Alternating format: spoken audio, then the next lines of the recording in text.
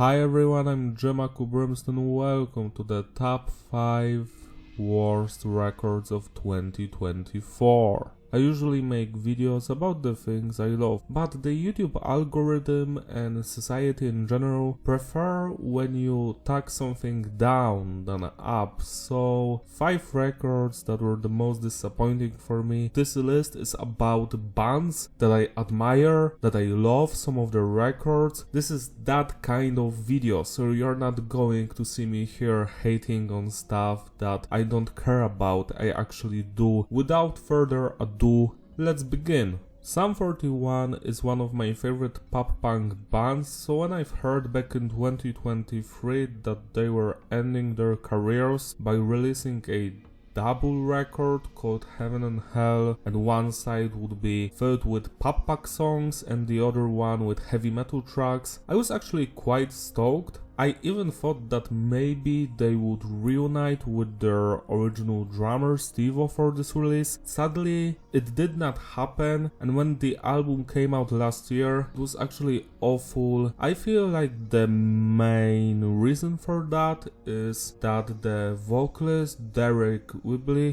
he wrote like 95% of this. This is basically a solo record by Derek, and he's giving us some of his worst songs he ever wrote here. The production is awful, it's modern, it sounds fake as hell, the vocals have lots of layers on them, probably because Derek cannot sing anymore. It breaks my heart, to be quite honest, because Sum 41 is one of my favorite bands. I love All Cure No Filler. Chuck is one of my all-time favorite records that I did review on this channel, so go check that video out. Chuck was the last Sum 41 record, to be quite honest, because it was the last with the original lineup where we had Derek, Dave, Jason and Steve-O. Then Dave left and we had like half good, half bad record, the Underclass Hero thing, and after that another one which was like okay, and that's it. Overall I feel like this band stopped doing good music like almost 20 years ago, and I felt that maybe when they've announced this double album release that something would change, like they would actually put some effort into it, like the music would be quite interesting, like the pop punk side would have vibes of the first record or Cure No Filler, and the heavy metal side would be something similar to Chuck. I've noticed that there isn't that much difference between the first CD and the second one. It's like they both have some generic metal / pop punk songs in them. There's like almost no difference between the CDs. Sure, some of the songs have more like thrashier, groovier parts on the guitars, of that crap, but overall this is just such a boring and tedious record to go through. 20 songs of blah blah blah. It breaks my heart. There are 3 songs that like I am able to listen through, Waiting on a Twist of Fate, It's All Me and Stranger in These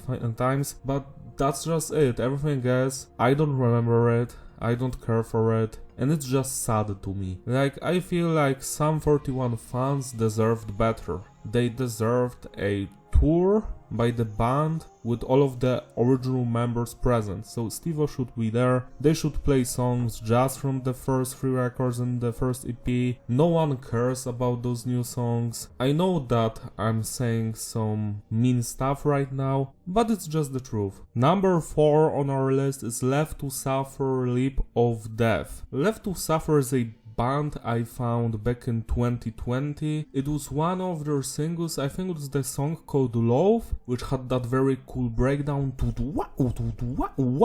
I've became immediate fan of the band. I've listened through their first record, then EPs, loved every single thing up to the point of Leap of Death. I know that the guys in this band are actually quite cool. I did even talk to Taylor Barber once, so that was a cool experience. So I have nothing against them personally. I think they're fantastic human beings, but this record, it's fucking garbage, man. And my reasoning here is not because it's not deathcore anymore. I actually couldn't care less. This could be a nu metal record, a thrash metal record, a pop-punk record. I just care if it's good music or not. It sounds like some of the most generic metalcore mixed with pop. It's something more akin to Sleep Token and President, but with some occasional breakdowns on top. And what can I say? There are no good songs here, nothing that stands out from the rest, nothing that has any passion or identity in it. I feel like 80% of the current metalcore scene is like this. They just copy each other all the time. The production sounds the same, the music sounds the same. Many people consider this to be the same thing that happened to the nu metal genre back in the year 2002-2003 when nu metal had its downfall. It was falling down, all of the bands started to sound the same and they were watered down. I don't agree with that much because nu metal at least had its identity and the bands had like different flavors to them. There was a difference between like the Sixth Korn record, System of a Down, Toxicity, even that awful Limp Bizkit record, Results May Vary, had its own sound, and here it's like currently a lot of metalcore bands or metalcore artists, they just rip each other off and it all sounds the same. It's curated pop garbage. All of the songs have the same structure and there's nothing interesting about it, and all of that is on this release, Leap of Death. Load reload of deathcore. This is just a joke because I actually enjoy songs on Metallica's Load and Reload records. Here there is nothing meaningful. If you enjoy that generic metalcore from the radio, sure, you're going to love this. But if you're tired of it, and to be quite honest, I've became tired of it like 3 years ago already, it's always the same thing. You can easily predict what's going to happen. It's just regurgitated slap. It's something that Pyrocynical would shit out as a video on his Slop channel for like 10 minutes. I'm sorry guys, it's just how I feel about this release, and I hope that next time we're going to release something special. I would actually love to hear Left to Suffer experiment more, but actually experiment, not do another generic poppy metalcore record because it's trendy to do so. Like, this is not experimenting with your sound when you're just ripping off what other current modern big acts are doing. Like, maybe if you would add saxophone, thrash metal riffs, some death metalish tremolo, blah, blah, blah, blah, some guitar solos similar to Chuck Schuldiner, and then you would add some from Korn on top and also add some oriental music, then you could call it experimental release. This is not experimental, this is not interesting, it's just fucking garbage. Number 3 on our Merry Christmas list, Skillet Revolution. Hell yeah, brother, hell yeah. This is that music to listen to if you're brain fucking dead. So Skillet is one of those bands that I actually love some of their music. I'm a massive fan of the Collide release. Songs like Savior, Forsaken, My Obsession, Energy. This is the kind of stuff that I want to hear. Those songs actually stood the test of time. They have some beautiful melodies, vocals, lyrics, everything has meaning to it. Some of the later stuff Skillet done, even Monster and Hero, those were still some good songs. More generic I would say, but still fun to listen to. There's still some meaning behind it, but recently I feel like Skillet became a parody of itself. It's something that makes Christianity a joke. This is not something to be proud of. Revolution is probably their weakest album yet. Some of the songs here are just laughable. It feels like they are living in some alternate reality of current world and they're 100% sure that it's happening. The band is very pretentious, the lyrics are garbage, the vocals are awful, the music is something that they wouldn't even play on the radio because the radio would be like, this is cringe mate, it's cringe as fuck. So that's Skillet Revolution. It actually makes me sad because I do enjoy this band, so seeing them fall so low, it just hurts me in my soul. It's like funny, but but also painful at the same time. I wouldn't recommend listening to even a second of this release. I hope that maybe next time they can come up with something worth your time, but currently Revolution is something that you should just stay clear of. Number 2 is Wage War Stigma. Wage War is one of those bands that I feel hate their own fanbase because they're just coming up with more and more reasons to hate them with every new release. Back in 2015, I think, they released their first record, and that one was fantastic. The song The River is one of my all-time favorite songs. I love the lyrics there, the overall music, the breakdowns. It was something special. Then the second release, it added some nu metal elements to their metalcore formula, but it was still fun to listen to. It wasn't bad. There's still something of meaning there. Then on their third release from 2019, I feel like they slightly lost their way. The songs became more formulatic, there were cleans everywhere. Still, the record had some bangers like the opening track Who I Am. Don't forget I'm human, I'm not lost in that ocean. You don't know who I am. Something like that, sorry guys. Then Manic happened, the fourth release, and it added more and more mainstream appeal to their sound. This title song Manic was actually quite okay. Thanks in advance. Manic. Again, it was a slow, gradual downfall of the band with every new release, but at least Manic had some good songs, and then this shit comes out, Stigma, sloppy thing that has no value, no identity. I am not sure who is responsible for this, but I think it's the producer, who's also one of the members in the band. I remember watching an interview with him, Nick Nocturner did it, and as I was listening to it, I've noticed that the dude was obsessed with numbers like streaming sales, all of that crap. I finally understood why this band is going worse and worse, because to him the only thing that matters is profit. They're basically moving the band to become more and more tokenized. It's going to sound more like Sleep Token, President, all of that awful garbage stuff. This is the wage war that's going to exist. We only have one good song here, and it's the one called Tombstone. It's fun as hell. Anyways, this is awful record. You can create good pop music, like look at Michael Jackson for example. Some of the best poppy songs. Queen, some great rock and pop songs. There were some great songs, and then you have this shit and you're like,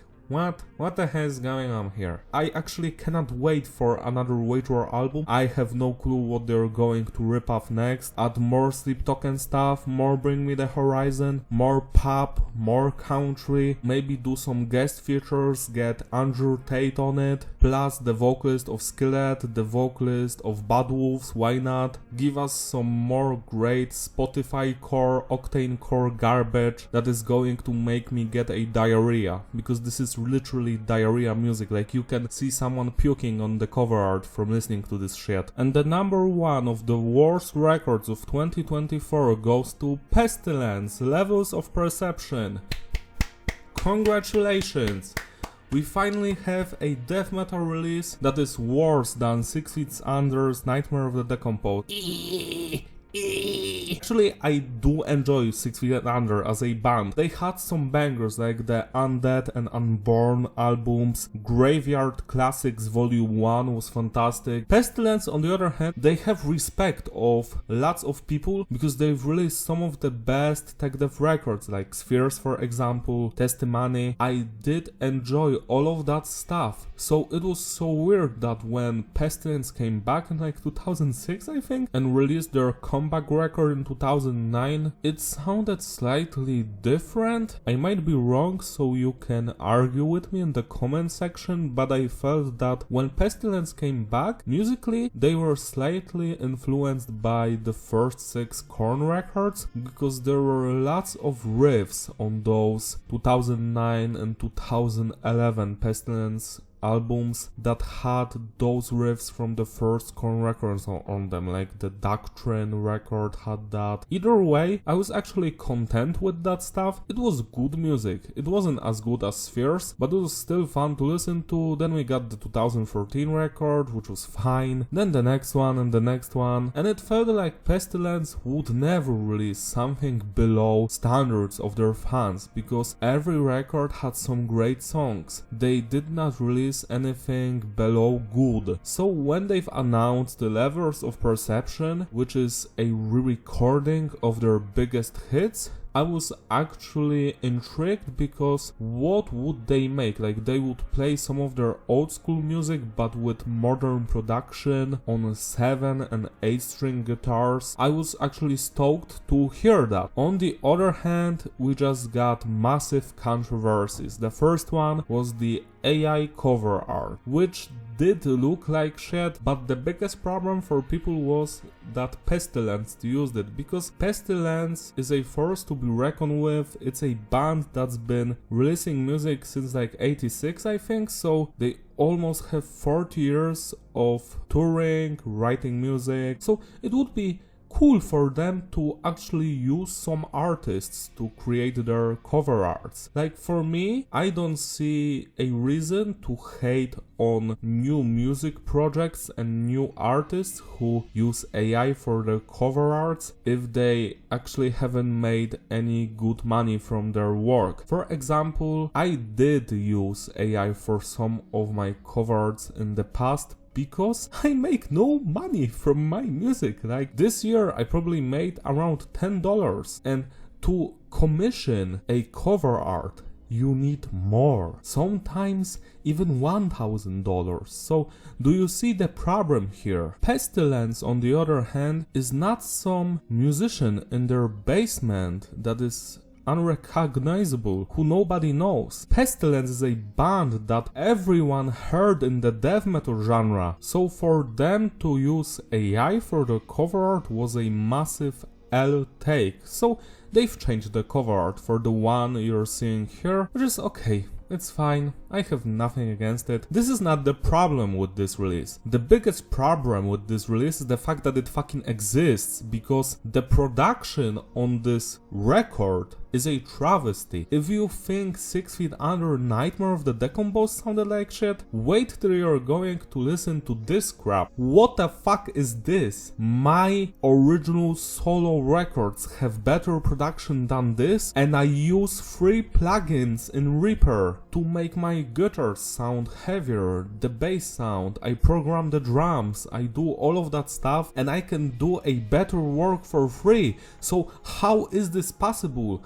for a band with a 40-year experience to release an album that sounds like fucking shit production-wise? These are new versions of songs we've already heard, but you can listen to them once more, but worse in every single way, because the production is worse than it was in the 90s, the vocals sound worse because they're mixed incorrectly, the instruments sound weaker and aren't mixed well, so it's like a massive diarrhea of sounds. Again, I need to remind you, I thought that this would be like a reimagination of classic songs from Pestilence on 7 and 8 string guitars with better modern production, but what you get here is like someone would record a sound check of a band with their fucking old school Nokia phone, but it's even worse quality wise. This is what you get. It's one of the worst things I've actually ever heard in my life, and it's like they're doing a mockery of their own music, because we already can listen to all of these songs in better quality, better production and better performance on their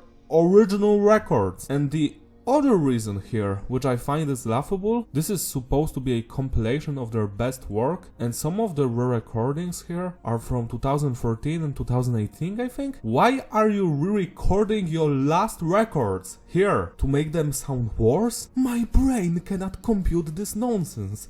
It's like an episode of Curb Your Enthusiasm. I'm just waiting for Larry David to show up and say pretty good, pretty good. I actually urge you to listen to this shit yet listen to Levels of Perception, the best way to do so is to listen to one song from Levels of Perception, then listen to the same song from the original record, and then do it again and again and again with the other tracks to see that I'm actually correct and I'm saying the truth. This entire project was a waste of money, waste of effort, waste of time. It created nonsensical controversies about AI, the cover art, and I cannot believe it that it actually exists. This is the worst thing, and it's a goddamn shame because I love Pestilence as a band. So for them to do this, it's inexplicable to me. Those are my 5 most disappointing and worst records of 2024. You can share your own down in the comment section. It would be funny if you would add my record for 2024 there,